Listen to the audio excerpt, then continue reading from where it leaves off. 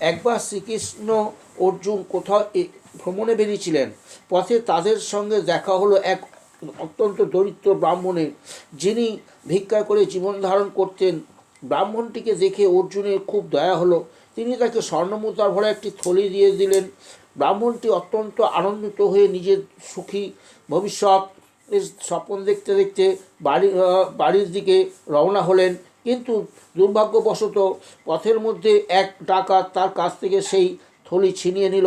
ফলে অসহায় ব্রাহ্মণটি আবার আগের মতোই ভিক্ষা করতে লাগলো। পরদিন অর্জুন আবার তাকে দেখে জিজ্ঞাসা করলো। ব্রাহ্মণ সব ঘটনা খুলে বলল। আবার অর্জুনের দয়া হলো এবং তিনি তাকে এবার অত্যন্ত মূল্যবান একটি মণি উপহার দিলেন। চুরির ভয়ে ব্রাহ্মণটি এটিকে বাড়ির পুরনো একটি মাটির কলসির ভিতরে রাখলো। কিন্তু সেই দিনই তার স্ত্রী জল আনতে গিয়ে অজান্তেই সেই কলসিটিকে নদীতে ডুবিয়ে দিল, আর সেই সঙ্গে মণিটিও ডুবে গেল। ঘটনা জানার পর ব্রাহ্মণটি আবার ভাগ্যকে দোষ দিতে দিতে আবার ভিক্ষে করতে লাগলো। সব শুনে অর্জুন হতাশ হয়ে বললেন, প্রভু, মনে হয় এই ব্রাহ্মণের ভাগ্যই খুব খারাপ। শ্রীকৃষ্ণ মৃদু হেসে মাত্র 2 পয়সা দিলেন ব্রাহ্মণটিকে। অর্জুন বিস্মিত হয়ে বললেন, প্রভু, আমার দেওয়া স্বর্ণমুদ্রার থলি আর মূল্যবান মণি যেখানে তার ভাগ্যই বদলাতে পারল না, সেখানে 2 পয়সাই বা কী হবে? শ্রীকৃষ্ণ কিছুই বললেন না, শুধু অর্জুনকে বললেন, দেখো কি হয়। ব্রাহ্মণটি ভাবতে ভাবতে এগোচ্ছিল। 2 পয়সা তো পেটও ভরবে না, প্রভু আমাকে এত সামান্য দান কেন দিলেন? এমন সময় সে দেখল এক মাছোয়ারের জালে একটি মাছ আটকে ছটপট করছে। ব্রাহ্মণের দয়া হলো, সে 2 পয়সা দিয়ে মাছটিকে কিনে নিল।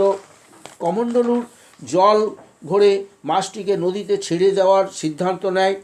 যেই না মাছটিকে জলে প্রবেশ করলো, অমনি সঙ্গে সঙ্গে মুখ থেকে বেরিয়ে এলো সেই মহামূল্যবান মণি, যেটি আগে কলসি থেকে নদীতে ভেসে গিয়েছিল। ব্রাহ্মণ আনন্দে চিৎকার করতে লাগলো, পেয়ে গেছি, পেয়ে গেছি। সেই সময় কাকতালীয়ভাবে সেই ডাকাতটি সেইখান দিয়ে যাচ্ছিল। সে আগে তার স্বর্ণমুদ্রার থলি ছিনিয়ে নিয়েছিল। ব্রাহ্মণ চিৎকার শুনে সেই ডাকাতও ভয় পেয়ে গেল। ভাবলো সে বুঝি রাজ দরবারে অভিযোগ করবে। ভয়ে কেঁপে কেঁপে ব্রাহ্মণের পায়ে ধরে ক্ষমা চেয়ে সব লুট করা টাকা স্বর্ণমুদ্রা তাকে ফিরিয়ে দিল।